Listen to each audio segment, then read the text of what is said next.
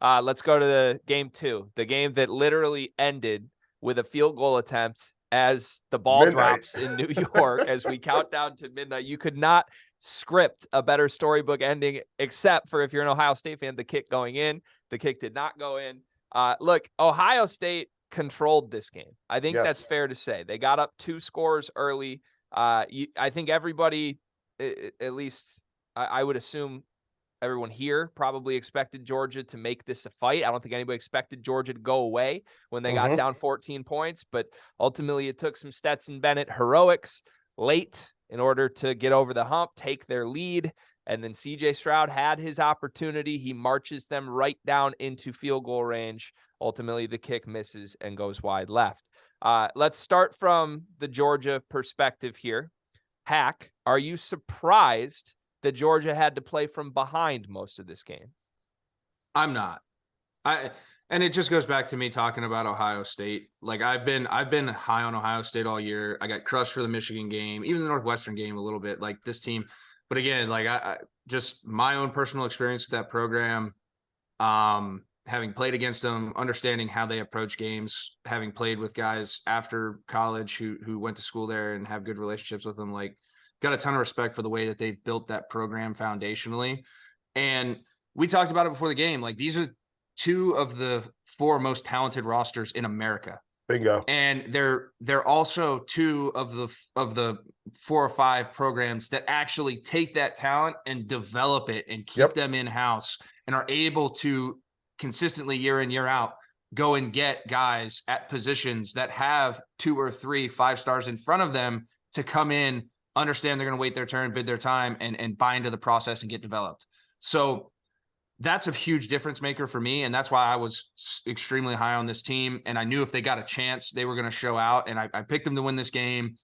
And to your point, Greg, I mean, they did pretty much everything that they needed to do to win this game. It just didn't shake out, right? And there's a few defining moments. And when you see this, you know, I can go on a limb and say this is probably the national championship game. Like to me, this is the national championship game.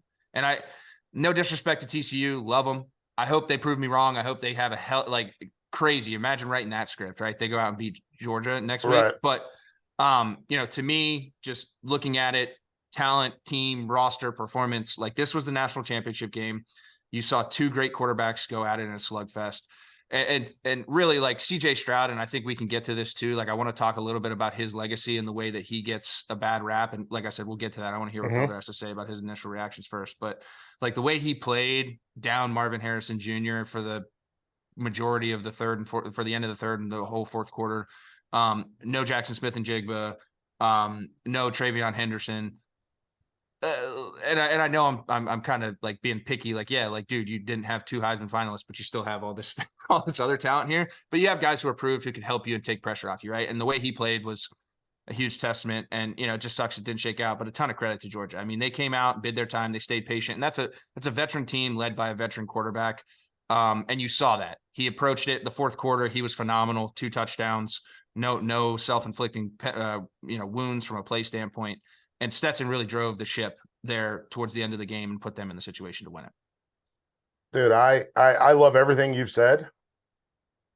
The things that listen, I want what you say to stand on its own. I'm only going to add in CJ Stroud ran the football, which we've talked about this before. Yep. That was huge. It's what got him in the field goal. It's what got him in the field goal range. Bingo. Georgia, we have not seen Arian Smith do anything all year. Yeah. Where did he come from? Yeah. And Brock Bowers was invisible for most of the game.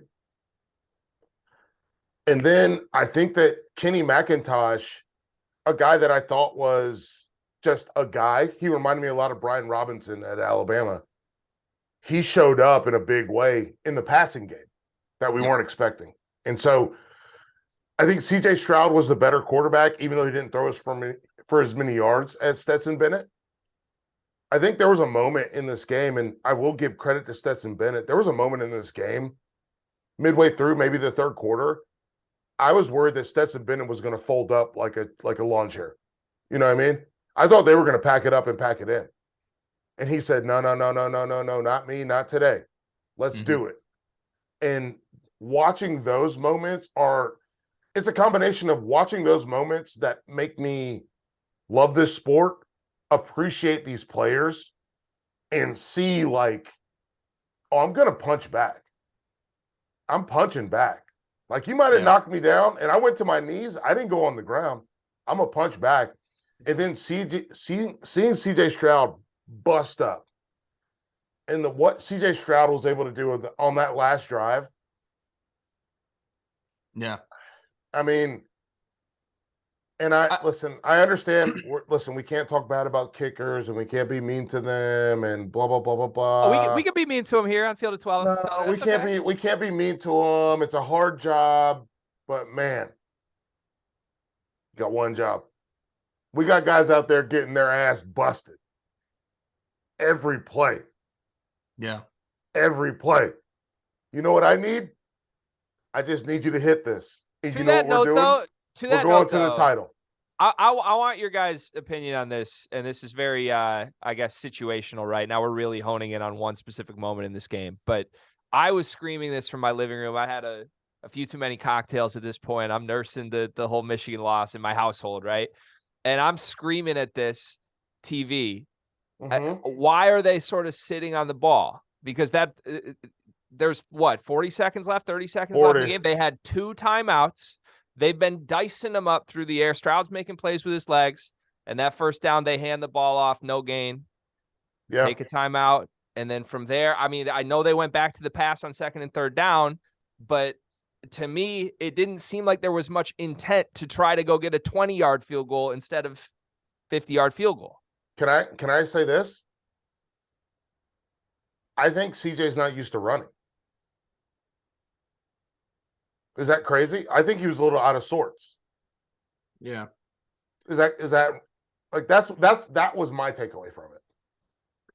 I don't know. I definitely think that Day could have been a little bit more aggressive. Yeah. I think tempo. Either tempo or even just, like, because Georgia did do a damn good job of putting pressure on CJ. He had to make a lot of plays off platform, climbing in the pocket, get outside the pocket. He did a little talk dirty to me. Talk dirty to me, Hack. He did a little bit of too much of escaping out of the backside of the pocket for me. Running lanes for a guy like him and the plays in terms of how he wants to play, I think is going to come more from him climbing up in the pocket and then going right or left if he needs to. He's not like a burner who's going to capture edges consistently. It's going to string stuff out more. If you climb in the pocket, you're giving your tackles a little bit better angles, avoid holding calls, and then he could escape either way. But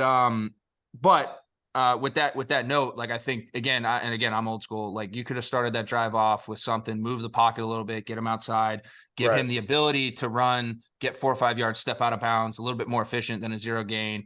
You stop the clock, or he could throw it away, or he could take an easy one. You can do the same thing, capture an edge and get onside. So I think there were some things that they definitely could have done. And I think Georgia expected them fully to run the football at that point in time. But again, your hindsight's 2020.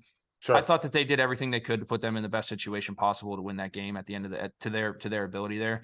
And Noah Ruggles just didn't execute, right? And it's tough because it wasn't like anything. He hit a 47-yarder, 3 more yards, right? Like, at the end of the day, how much is 3 more yards? He cleared it by a good 10 when he kicked that other field goal. And that thing wasn't even that thing wasn't even in that bitch landed in the Gulf, dude. So, sucks for him. He'll get over it. I'm not mean to kickers either. I understand it. It's part of the game, right? Everyone fails at some point in time. Theirs just happened to be more magnified. But also, while we criticize Ruggles, it's also fair to just say, like, he was fantastic this year. That was only his third missed kick of the season. Fucking Kirk and Chris Fowler jinxed him the whole game. They were Oh, this guy's been phenomenal. He's awesome. And then that happens. It's like, come on, man. Let's give the guy something here. Fuck. Right.